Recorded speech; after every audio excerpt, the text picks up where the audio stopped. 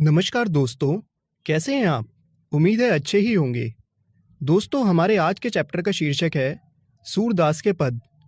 दोस्तों, सूरदास जी का जन्म 1478 में एक मान्यता के अनुसार मथुरा के निकट रुनकता या रेणुका क्षेत्र में माना जाता है, जबकि दूसरी मान्यता के अनुसार उनका जन्म स्थान दिल्ली के पास सीही में माना जाता है।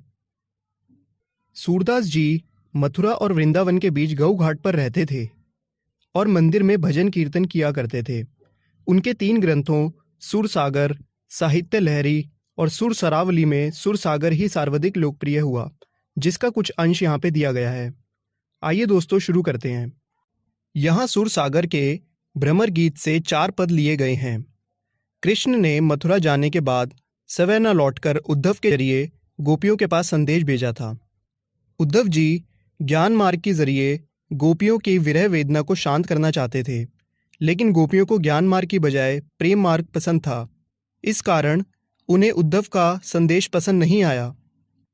आइए दोस्तों, अब हम अपने पहले पद की ओर बढ़ते हैं, जिसका भावार्थ यह है। इन छंदों में गोपियां उद्धव से अपनी व्यथा कह रही हैं। वे उद्धव पर कटाक्ष कर रही हैं क्योंकि उन्हें लगता है कि उद्धव तो कृष्ण के निकट रहते हुए भी उनके प्रेम में नहीं बंधे हैं। गोपियां कहती हैं कि उद्धव तो बड़े ही भाग्यशाली हैं क्योंकि उन्हें कृष्ण से ज़रा भी मोह नहीं है। उद्धव के मन में किसी प्रकार का बंधन या अनुराग नहीं है, बल्कि वह तो कृष्ण के प्रेम रस से जैसे अछूते हैं। वह उस कमल के पत्ते की तरह हैं जो जल के भीतर रहकर भी गीला नहीं होता। जैसे तेल से चुपड़े हुए गागर पर पानी की एक भी बूंद नहीं ठहरती है, उद्धव पर कृष्ण के प्रेम का कोई असर नहीं हुआ है। उद्धव तो प्रेम की नदी के पास होकर भी उसमें डुबकी नहीं लगाते हैं और उनका मन पराग को देखकर भी मोहित नहीं होता है। आगे गोपियां कहती हैं, तुम बहुत विद्वान हो, इसलिए कृष्ण के प्रेम में नहीं रंगे, परंतु हम भोली भाली गोपिकाएं हैं, इसीलिए हम उनके प्रति ठीक उस तरह से आकर्षित हैं जैसे चींटियां गुड़ के प्रति आकर्षित होती हैं। वह उससे जैसे लिपट जाती हैं, हम भी कृष्ण प्रेम में लीन हैं। आइए दोस्तों, अब हम अपने सेकंड पद की ओर बढ़ते हैं, जिसका भावार्थ यह है। इन पंक्तियों में गोपियां उद्धव से कहती हैं कि उनकी मन की बात तो मन में ही रह गई। वह कृष्ण से बहुत कुछ कहना चाहती थी, परंतु अब वह नहीं कह पाएंगी। वह उद्धव को अपने संदेश देने का उचित पात्र नहीं समझती हैं और कहती हैं कि उन्हें बात सिर्फ कृष्ण से कहनी है, किसी और को कहकर संदेश नहीं भेजना चाहती। वह कहती हैं कि इतने समय से कृष्ण के लौट कर आने की आशा को हम आधार मानकर तन मन हर प्रकार से विरह की ये व्यथा सह रही थी, यह सोचकर कि फिर वे आएंगे तो हमारे सारे दुख दूर हो जाएंगे। परंतु श्री कृष्ण ने हमारे लिए ज्ञान योग का संदेश भेजकर हमें और भी दुखी कर दिया। हम विरह की आग में और भी जलने लगी है।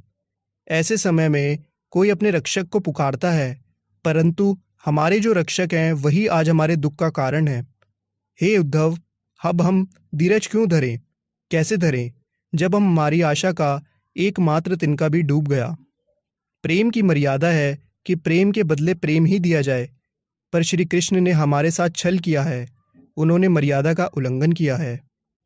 आइए दोस्तों, अब हम अपने अगले पद की ओर बढ़ते हैं, जिसका भावार्थ यह है। इन पंक्तियों में गोपियां कहती हैं कि कृष्ण उनके लिए हारिल की लकड़ी हैं। जिस तरह हारिल पक्षी लकड़ी के टुकड़े को अपने जीवन का सहारा मानता है, उसी प्रकार श्री कृष्ण भी गोपियों के जीने का आधार हैं। उन्होंने मन, कर्म और वचन से नंद बाबा के पुत्र कृष्ण को अपना माना है। गोपियां कहती हैं कि जागते हुए, सोते हुए, दिन में, रात में, स्वप्न में हमारा रोम रोम कृष्ण नाम जपता रहा है। उन्हें उद्धव का संदेश कड़वी ककड़ी के समान लगता है। हमें कृष्ण के प्रेम का रोग लग चुका है, अब हम आपके कहने पर योग का रोग नहीं लगा सकती, क्योंकि हमने तो इसके बारे में ना कभी सुना, ना देखा और ना कभी इसे भोगा ही है। आप जो ये योग संदेश लाए हैं वो उन्हें जाकर सौंपें जिनका मन चंचल हो, क्योंकि हमारा मन पहले ही कहीं और लग चुका है। दोस्तों, उद्धव अपने योग के संदेश में मन की एकाग्रता का उपदेश देते हैं। गोपियों के अनुसार योग की शिक्षा उन्हीं लोगों को देनी चाहिए जिनकी इंद्रियां व मन उनके बस में नहीं होते, जिनका मन चंचल है और इधर उधर भटकता है। परंतु गोपियों को योग की आवश्यकता है ही नहीं, क्योंकि गोपियां अपने मन व इंद्रियों तो कृष्ण के अनन्य प्रेम में पहले से ही एकाग्र है।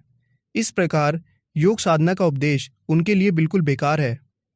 आइए दोस्तों, अब हम अपने अंतिम पद की ओर बढ़ते हैं, जिसका भावार्थ यह है। गोपियां कहती हैं कि श्री कृष्ण ने राजनीति पढ़ ली है। वह व्यंग्य पूर्वक कहती हैं कि पहले से ही वे बहुत चालाक थे, पर अब उन्होंने बड़े बड़े ग्रंथ पढ़ लिए हैं, जिससे उनकी बुद्धि बढ़ गई है। तभी तो हमारे बारे में सब कुछ जानते हुए भी उन्होंने हमारे पास उद्धव से योग का संदेश भेजा है। उद्धव जी का इसमें कोई दोष नहीं है। ये भले लोग हैं जो दूसरों के कल्याण करने में आनंद का अनुभव करते हैं। गोपियां उद्धव से कहती हैं कि आप जाकर कहिएगा कि यहाँ से मथुरा जाते वक्त श्री कृष्ण हमारा मन भी अपने साथ ले गए थे, उसे वह वापस कर दें। वह अत्याचारियों को दंड देने का काम करने मथुरा गए हैं, परंतु वे स्वयं अत्याचार करते हैं। आप उनसे कहिएगा कि एक राजा को हमेशा चाहिए कि वो प्रजा के हित का ख्याल रखे, उन्हें किसी प्रकार का कष्ट नहीं पहुंचने दे। यही राजधर्म है। दोस्तों, गोपियां कहती हैं कि कृष्ण तो किसी राजनीतिज्ञ की तरह हो गए हैं। स्वयं न आकर उद्धव को भेज दिया है, ताकि वहां बैठे बैठे ही गोपियों का सारा हाल जान जाएं। एक तो वो पहले से ही चतुर थे, और अब तो लगता है कि गुरु ग्रंथ पढ़ लिया है। कृष्ण ने बहुत अधिक बुद्धि लगाकर गोपियों के लिए प्रेम का संदेश भेजा है। इससे गोपियों का मन और भी फिर गया है, वह और डोलने लगा है। गोपियों को लगता है कि अब उन्हें कृष्ण से अपना मन फेर लेना चाहिए, क्योंकि कृष्ण अब उनसे मिलना ही नहीं चाहते हैं। गोपियां कहती हैं कि कृष्ण उन पर अन्याय कर रहे हैं, जबकि कृष्ण को तो राजधर्म पता होना चाहिए, जो ये कहता है कि प्रजा को कभी भी सताना नहीं चाहिए। तो उम्मीद है दोस्तों, आपको ये एक्सप्लेनेशन समझ में आ गया होगा। आपसे मिलेंगे अगली वीडियो में। तब तक के लिए देखते रहिए